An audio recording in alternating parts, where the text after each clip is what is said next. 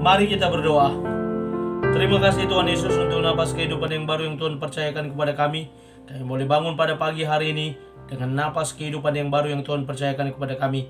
Kami akan memulai aktivitas kami, tetapi kami terlebih dahulu mau duduk diam mendengarkan kebenaran firman Tuhan melalui channel YouTube ini. Berbicara bagi kami Tuhan, karena kami telah siap untuk mendengarkan kebenaran firman Tuhan. Dalam nama Yesus kami sudah berdoa dan mengucap syukur. Amin. Shalom Ibu Bapak Saudara terkasih dalam nama Tuhan kita Yesus. Semangat pagi. Bertemu kembali di channel Rionano Butar-Butar dalam khotbah 5 menit aja toko 5 untuk renungan harian. Renungan pada hari ini saya ambil dari kitab 1 Yohanes pasal 2 ayat yang kedua. Demikian kesaksian firman Tuhan. Dan ia adalah pendamaian untuk segala dosa kita, dan bukan untuk dosa kita saja, tetapi juga untuk dosa seluruh dunia. Pribadi pendamai. Ibu Bapak Saudara terkasih dalam nama Tuhan kita Yesus, berbicara tentang mediator atau mediasi bagi orang yang bermasalah. Seorang mediator akan menjadi penghubung, akan menjadi penjembatan bagi orang kedua belah pihak yang bermasalah. Dan mediator inilah yang kemudian membawa kedua belah pihak ini, dan mereka boleh dipertemukan dan melakukan MOU atau kesepakatan atau hal yang lain, pendamaian bagi mereka yang bertikai. Dan selain mediator ada juga yang namanya fasilitator, yang bertugas sebagai memfasilitasi pertemuan orang-orang yang bertikai atau hal-hal yang lain. Ibu Bapak Saudara terkasih dalam nama Tuhan kita Yesus, mediator dan fasilitator bagi kita untuk mendamaikan hidup kita. Kita sebagai manusia berdosa, kita dimediator oleh Yesus. Dia hadir ke dunia sebagai fasilitator untuk mendamaikan manusia yang berdosa dengan Allah yang suci dan kudus. Sebagai orang-orang berdosa yang melakukan dosa pelanggaran, yang menyakiti hati Allah, yang meleset dari sasaran Allah, yang tidak berkenan di hadapan Allah, harus ada orang yang menjadi pendamainya, yakni Yesus Kristus.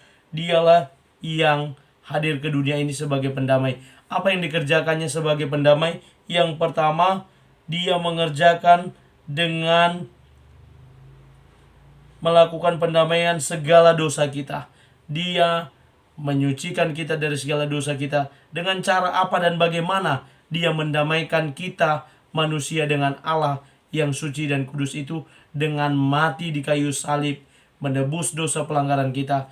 Darahnya yang tercurah dari kayu salib menyucikan kita yang terpercik dari darah itu, sehingga kita menjadi bersih, kudus dan berkenan di hadapan Allah. Tidak hanya saya sebagai orang Kristen yang telah mengenal Yesus, tetapi setiap orang yang mau percaya kepada Dia, mau percaya kepada kematian Yesus Kristus di kayu salib. Salib yang tadinya adalah kutukan, karena orang yang disalibkan adalah orang yang terkutuk, tetapi kutuk itu telah diambil oleh Yesus melalui dengan dia mati di kayu salib. Dan salib itu sekarang menjadi kemenangan. Salib itu sekarang menjadi kekuatan, menjadi keselamatan bagi setiap orang yang mau datang ke kayu salib itu, ke bawah kaki Yesus yang tersalib di Bukit Golgota. Karena itu Ibu Bapak Saudara terkasih, sebagai pendamai yang telah mendamaikan kita dengan Allah, maka kita patut dan sewajarnya untuk percaya dan setia kepada Dia yang adalah pendamai itu. Dia yang telah datang ke dunia ini untuk menggenapi misi Allah, menebus manusia dari segala dosa dan pelanggarannya, sehingga manusia disucikan, dikuduskan, dan boleh datang menghampiri tata kemuliaan Allah. Karena itu Ibu Bapak Saudara, mari kita untuk hidup terus, hidup setia, mengikuti dan mempercayai Sang Pendamai, Sang Fasilitator, Sang Mediator yang diutus Allah bagi kita umat manusia, sehingga kita boleh menjadi orang-orang yang kepadanya Allah berkenan. Amin. Mari kita bersatu dalam doa.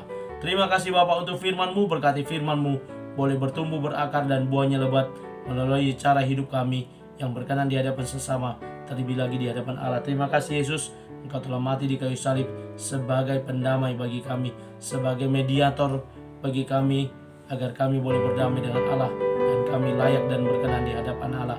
Kami menjadi anak-anak Allah yang boleh kepadanya Allah berkenan. Terima kasih Bapa, terpuji nama Tuhan, dalam nama Yesus kami mulai aktivitas kami. Amin. Selamat beraktivitas. Tuhan Yesus memberkati. Shalom.